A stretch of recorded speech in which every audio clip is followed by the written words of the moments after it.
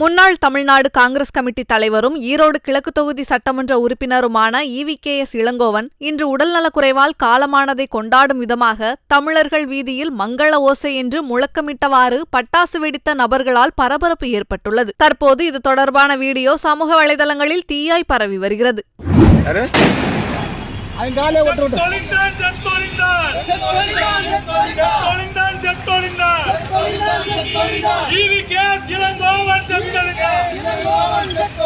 மங்கள ஓசை மங்கள ஓசை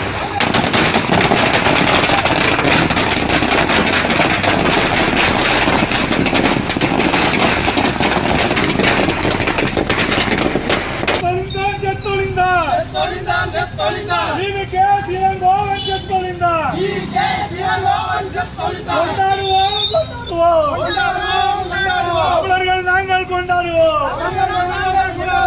மங்கள ஓசை மங்கள ஓசை மங்கள ஓசை மங்கள ஓசை மங்கள ஓசை தமிழர் தெருவில் மங்கள ஓசை செத்தொழிந்தான் செத்தொழிந்தான் EVKS இளங்கோவன் செத்தொழிந்தான்.